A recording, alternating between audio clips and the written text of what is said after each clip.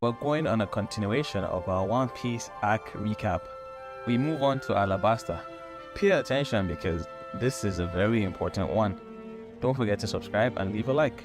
After setting sail from Logtown, our crew arrives at Reverse Mountain of the Red Line, one of the entrances of the Grand Line. They go up the Reverse Mountain and into the Grand Line they go. There, they meet Laboon, a giant whale who keeps hitting his head on the Red Line because he misses his friends, who were a pirate crew that left him behind and entered the Grand Line.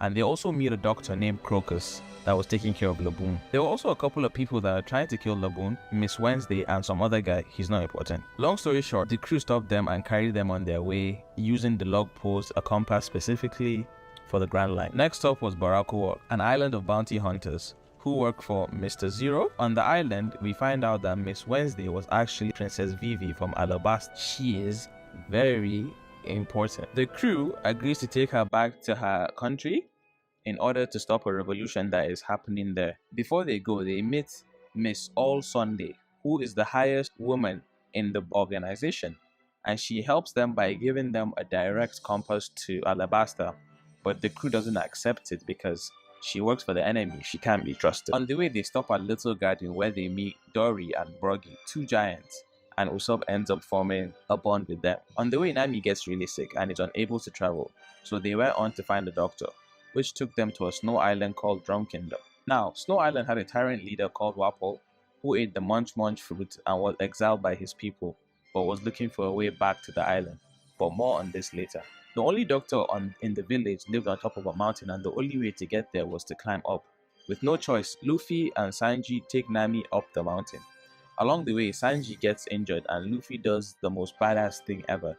He carries Nami on his back and Sanji with his mouth and takes them both up the mountain with bleeding fingers. There, they meet Dr. Kureha and her reindeer student Chopper. Nami gets healed, the crew fights Wapol for justice, and Chopper joins the crew. Finally, we are at Alabasta. Now, a lot of things happen at Alabasta, and this is a 5-minute recap, so we can't dive deep. So I'll just give like an overview. So, first, the revolution in Alabasta. The citizens were angry with the kingdom because of a plan that Crocodile, who is Mr. Zero. Crocodile is the leader of Baroque Works. He used a powder called dance powder to cause rain in the capital city of the country while leaving the rest of the city in drought. Understandably, the people were angry. He then uses the abilities of one of his minions to trick the citizens to thinking the king was the one that was doing all this, which then led to a revolution. The reason why he did this was so that he could become king and find Pluton, an ancient weapon of mass destruction. To find this weapon, he needed to read a poneglyph, an indestructible ancient stone that nobody can read except Miss All Sunday, which is why he was working with her. While all this was happening, we meet Ace for the first time, Luffy's older brother, and he is just super cool. We then learn that he's looking for a pirate named Blackbeard. The crew then parts ways with Ace as Ace continues his search. To help Vivi stop the destruction of the city, the crew helps her by fighting the whole of Crocodile's crew. Luffy ends up fighting Crocodile not once but twice, losing both times almost to the brink of death before finally fighting him for the last time and defeating him. Why? Because he's the MC. Crocodile ate the sand fruit, so he couldn't be hit unless your body had water on you, which is how we discovered what you could do to Logia fruit users. Crocodile's evil plan gets discovered and the revolution comes to an end.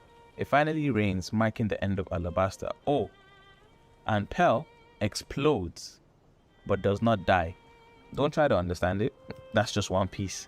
After setting sail from Alabasta, the crew finds a stowaway on their boat, who was none other than Miss All Sunday. During the fight with Crocodile, she helped Luffy, giving him an antidote to Crocodile's poison as well, and Luffy also saved her life. With nowhere to go, she asked to join the crew, much to the pleasure of Sanji.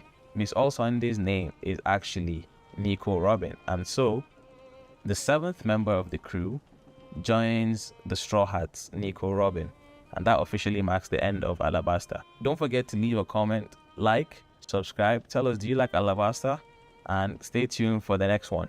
Peace out.